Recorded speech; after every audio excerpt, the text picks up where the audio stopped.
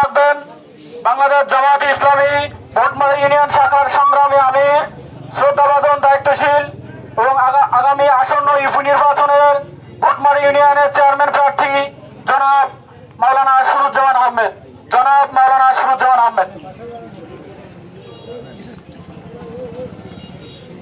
আলহামদুলিল্লাহি রাব্বিল আলামিন ওয়াসসালাতু ওয়াসসালামু আলা সাইয়্যিদিল আমবিয়াই ওয়াল মুরসালিন ওয়া আলা আলিহি ওয়া সাহবিহি আজমাইন। সম্মানিত চৌধুরীহাটবাসী, আপনারা কেমন আছেন? আলহামদুলিল্লাহ। আমি সকলকে আমার অন্তরের অন্তরস্থল থেকে সালাম জানাচ্ছি। আসসালামু আলাইকুম ওয়া রাহমাতুল্লাহ। সম্মানিত চৌধুরীহাটবাসী, আপনারা জানেন আমরা আজকে কি জন্য এখানে এসেছি। 11 দলীয় ঐক্য জোটের 11ই জুলাই আগামী শনিবার রংপুর বিভাগীয় মহাসমাবেশ। এই সমাবেশের দাওয়াত দেওয়ার জন্য আমরা এখানে এসেছি। এই সমাবেশকে আপনারা সাফল্যমণ্ডিত করার জন্য সকলে সেখানে অংশগ্রহণ করবেন। করবেন তো ইনশাআল্লাহ? সম্মানিত উপস্থিতি, আপনারা এই ব্যাচে ভোট হয়ে গেল। এই ভোটে কয়টা ভোট দিয়েছেন? দুইটা। একটা দিয়েছেন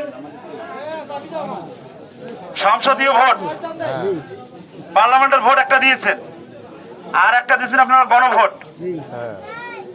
আপনারা জাতীয় যে ভোটটা দিয়েছেন, পার্লামেন্টের যে ভোট দিয়েছেন, এই ভোটে যা হবার তা হয়েছে আপনারা ভালো করে জানেন।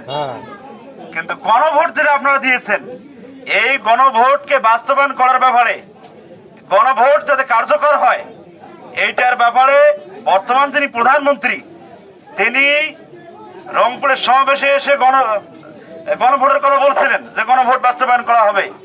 কিন্তু এই সরকার ক্ষমতায় আসার পর গণভোট নিয়ে নানান তাল বানা শুরু করছে। আপনারা যে গণভোট দিয়েছেন, গণভোটের রায় বাস্তবায়ন করে চান তো আপনারা? তো গণভোটের রায় যদি আপনারা বাস্তবায়ন করে চান, আগামী 11 জুলাই শনিবার 2:30 রংপুরে যে মহাসমাবেশ আছে, এই সমাবেশে সকলকে ঐক্যবদ্ধ ভাবে সেখানে যে ভূমিকা পালন করতে হবে। আপনারা পারবেন তো ইনশাআল্লাহ?